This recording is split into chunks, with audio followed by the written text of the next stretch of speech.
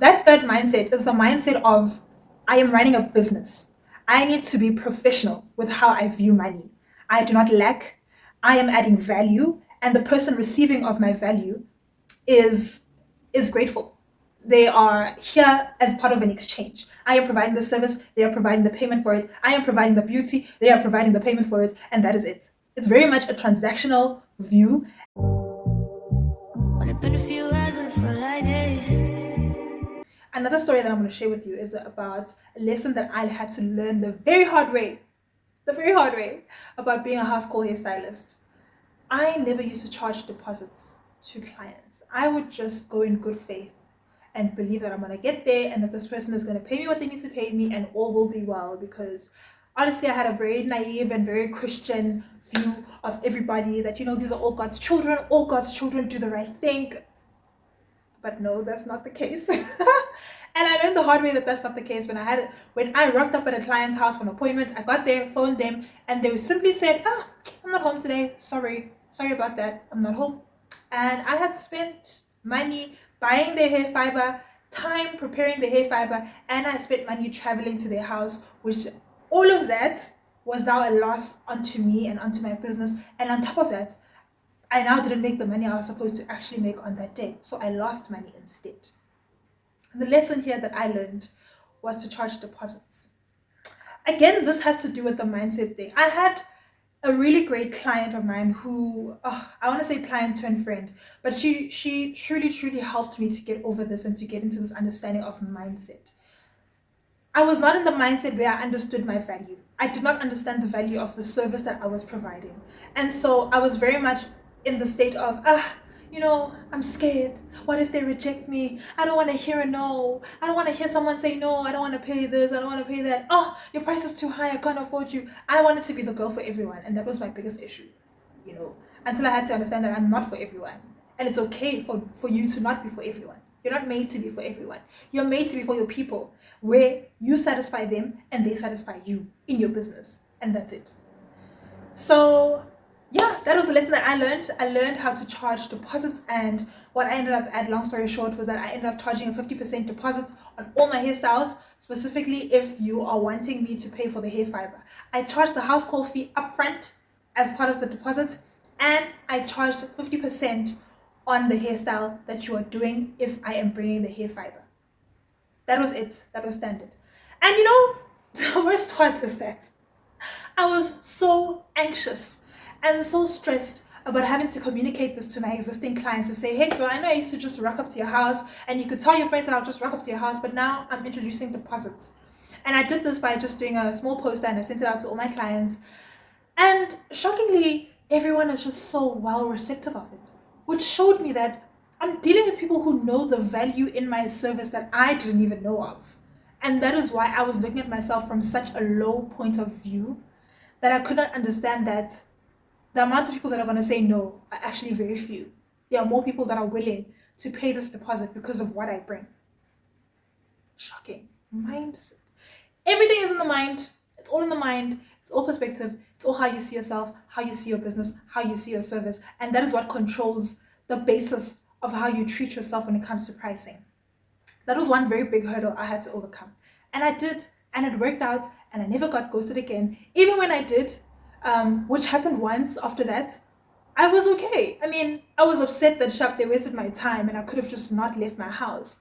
But I was okay knowing that I have money already that I've received. And guess what? Because they had paid money, they ended up coming back to me 2 days later to say, hey, sorry, the reason why I wasn't home was because A, B, C, D, E. They had to explain themselves and then reschedule an appointment so that they can still utilize the money that they've paid.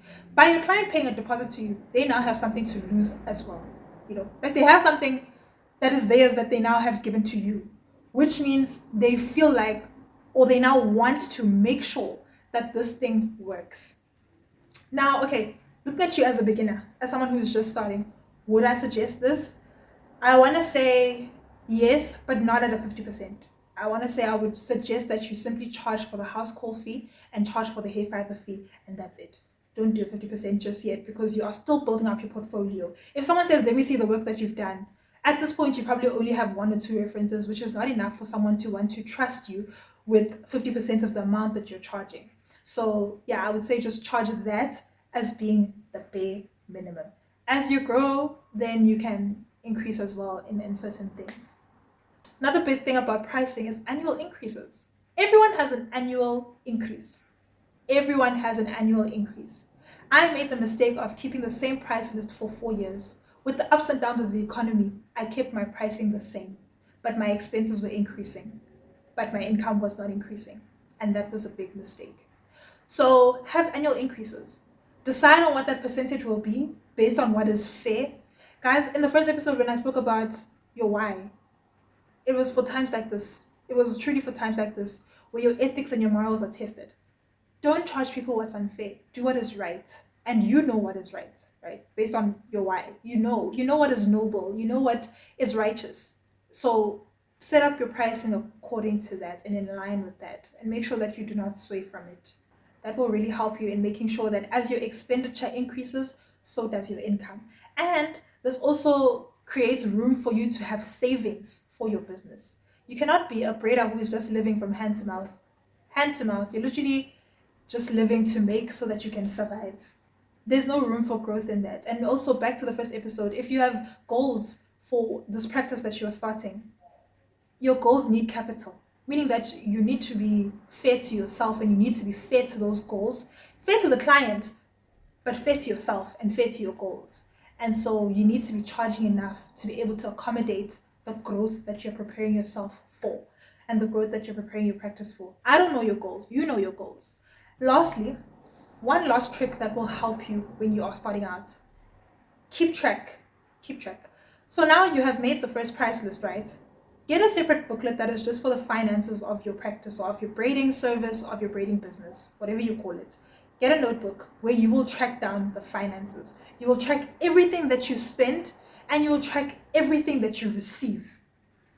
Income, expenditure, you're going to track it all for that first month or first 2 months. After that, you will then sit down, weigh the two and see if it's balancing. If it's not balancing, you know what you need to correct. If you feel like it's too high or you didn't get enough clientele or the target audience versus the pricing is not matching, then you go back and you assess that as well. That is a way that's just going to help you figure out the patterns of your particular practice, because every single braider is different. You need to figure out the patterns of your service in particular. And this is one way that is really productive and helpful and insightful that will help you to understand what those patterns are, where you can correct and where you are going well, where you're not going so well, and basically prepare you for the future and for growing. With that said, we have reached the end of this episode. I hope that you stuck with me through the ups and downs of pricing and costing.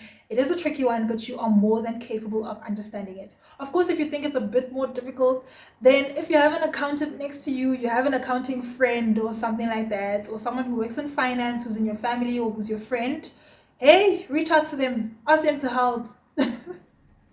Ask them to at least help you wrestle with the numbers. Ask them to help you wrestle with the numbers, and then you take it from there. Thank you for tuning in, and I will catch you in my next one.